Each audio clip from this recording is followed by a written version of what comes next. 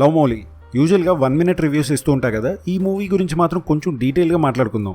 ఈ movie trailer చూసిన వాళ్ళకి దీంట్లో బోల్డ్ సీన్స్ చాలానే ఉంటాయి అని ఒక ఎక్స్పెక్టేషన్ ఉంటుంది. అండ్ ఈ మూవీ ఫస్ట్ హాఫ్లో అవి చాలానే ఉంటాయి. అదే ట్రైలర్లో చూసినట్టే ఈ మూవీ మేకింగ్ కొంచెం ఇండీ స్టైల్లో ఉంటుంది, పెద్ద ప్రొడక్షన్ హౌస్ మూవీలా ఉండదు. బేసిక్గా మూవీలో హీరో ఆర్టిస్ట్ అవ్వడం వల్ల తను చెప్పాలనుకున్నది అండ్ ఆడియన్స్ తెలుసుకోవాల్సినవన్నీ విజువల్గా కన్వే చేయడానికి ట్రై చేశారు. అందుకే మేఘాలయాలో షూటింగ్ అండ్ విజువల్స్ అన్ని కలర్ఫుల్గా ప్రజెంట్ చేయడానికి ట్రై చేశారు. యూజువల్గా ఇలాంటివన్నీ మనం స్టోరీ కనెక్ట్ కాకపోతే నోటీస్ చేసే ఎలిమెంట్స్. ఈ మూవీలో ఆ ప్రాబ్లం ఉండదు. వాళ్ళు తీసుకున్న పాయింట్ అండ్ చెప్పాలనుకున్న స్టోరీ బాగుంటుంది.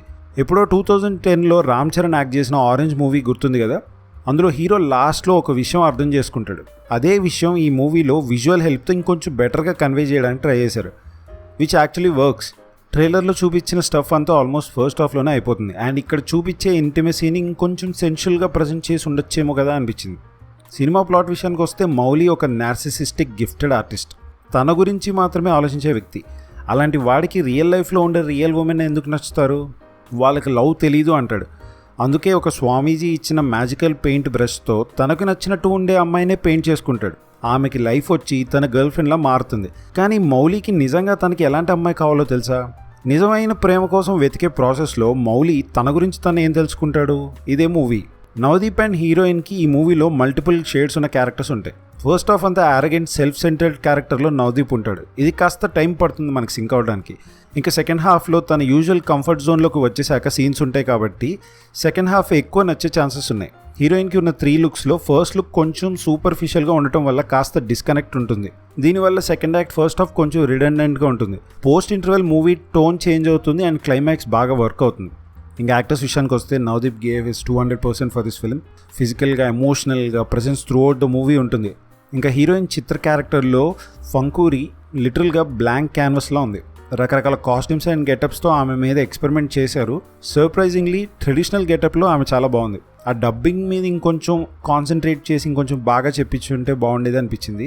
ఇంకా వీళ్ళిద్దరు కాకుండా సపోర్టింగ్ రోల్ హారిక. ఆడియన్స్ మూడ్ని రిఫ్లెక్ట్ చేసే క్యారెక్టర్ ఇది. ఈ రోల్లో యాక్ట్ చేసిన భావన మచ్ నీడెడ్ కామెడీ ప్రొవైడ్ చేసింది. తన డైలాగ్ డెలివరీ కొంచెం డిఫరెంట్గా ఉంటుంది, బట్ మూవీలో ఉన్న ఈ వరల్డ్ని ఎస్టాబ్లిష్ చేయడానికి ఆ డైలాగ్ డెలివరీ కూడా హెల్ప్ అవుతుంది.